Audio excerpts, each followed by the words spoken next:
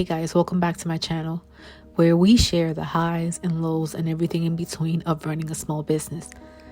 Today I've got a story to share, a tale of a Valentine's collection that almost was and the unexpected lesson it brought. So imagine this, I'm buzzing with excitement, envisioning a spectacular Valentine's collection for my business. Hearts, flowers, vintage vibes, the whole nine.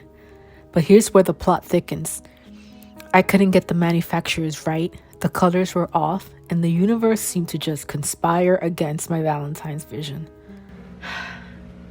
This is so frustrating because I just checked my order and the proof that they sent me, they had sent me a proof of what the cards are going to look like. So if you wanted to know, the company I use is U Printing for my printables because I like their quality paper. I've used them for banners, invitations, you name it, for many years when I was doing event planning. But I've never done actual greeting cards from them. Like I said, I've done like postcards, which is like invitations.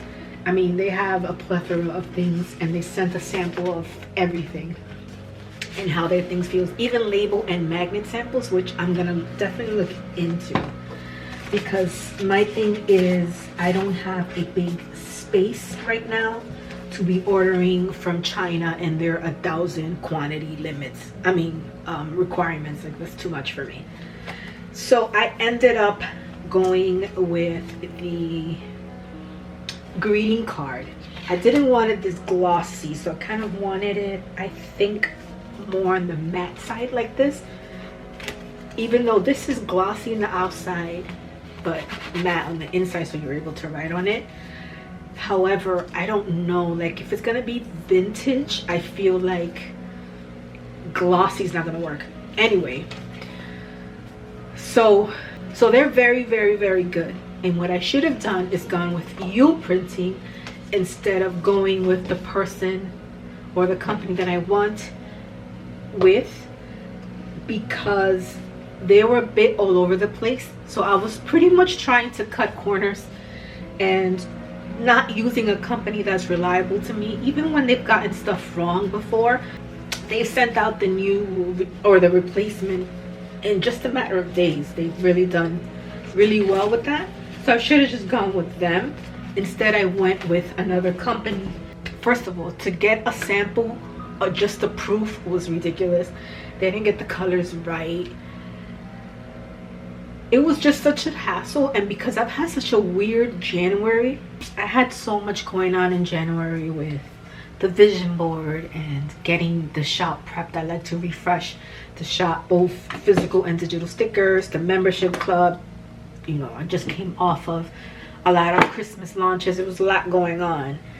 So because February, I feel like as a small business owner, February after Christmas just comes so quick. And I didn't have the time to create what I wanted to do. And it led me to think that maybe what I was trying to do now by forcing it just wasn't going to be for me for right now, at least. So I really had to make peace with it. But here's where the plot thickens. I couldn't get the manufacturers right. The colors were off. And the universe just seemed to conspire against my Valentine's collection and vision. And when I tell you it was a struggle, it was a struggle. A dance with setbacks, which is where I found myself facing a crossroads. Either stick to the plan and risk compromising quality, or pivot and find a new path. When I tell you that it wasn't an easy decision, I really wanted that Valentine's collection to happen. But sometimes the universe has other plans. So now I'm going to give you a sneak peek of what I actually intend to do instead of Valentine's Day. Maybe next year, maybe not. But I will not go crazy trying to make fetch happen. So I'm going to give you a sneak peek of what's coming instead. Just a little snippet. I'm not going to get too crazy. So I believe I've shared my Milanote before. This is everything about my business in kind of like a mood board form. My favorite. And they've actually come up with a better iPhone app because the one that is currently active is not the greatest. So I end up just coming on here only on my desktop to view my whole mood board and plan. And this is a synergy board. So it's pretty much how every part of my business relates to each other. So if you see that I'm the content creator, so this would be me, it leads to my YouTube, which promotes the business, and my income generator. So that's the whole purpose of my YouTube. And I kind of want to make sure that I stay focused on what these different aspects are, but that's a whole nother talk show. I believe I did a video on it, I'm not sure, but if you want me to do another one, updated one on a synergy map, I will go ahead and do that. But we're gonna look into the new plan for spring. So this was supposed to be the Valentine's Day items. I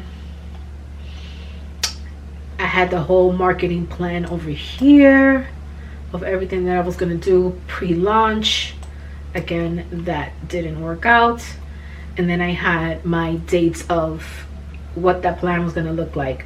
That also didn't work out.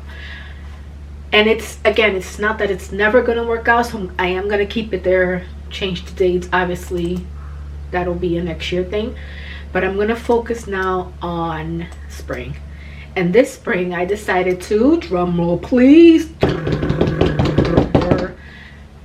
do a spring wonderland theme. Obviously it's Alice, but I obviously, for copyright reasons, I am unable to use her name and things, because you know Disney will come for me and I don't have Disney money to pay any lawyers, so we're gonna not do that. And this is the vibe. It's very blue and white gold thing. I'm going to include this very soft blush pink as well. So this is kind of the vibes I'm going for right now. I have done a spring, I believe it was like teal with pink, but this time we're going to do this blue, very light blue with hints of pink for it. And I just put her because, you know, she's the main inspiration. So I just threw a bunch of pictures together, and then I do want to do the checkerboard in some kind of sticker form. I don't know what yet. And then of course do have the vintage clock and all of the things. And I was just thinking of like having the artist that I work with kind of draw a topsy-turvy teapot like that for us, kind of like the velveteen Peter Rabbit versions, and not cutesy little rabbits, if you know what I mean. And overall kind of like Midsummer Night's Dream kind of foresty theme. So that's what I'm going for. So this is going to be the new collection. I do want to bring in sticky notes for this collection particularly, and then go forward with the ones I had planned.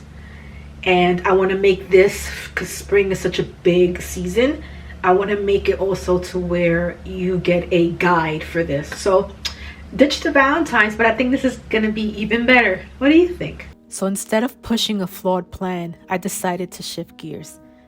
Maybe it won't be a Valentine's collection, but hey, who said classic collections are limited to specific seasons, right? There's always love in the air. You can always send a loving card to someone.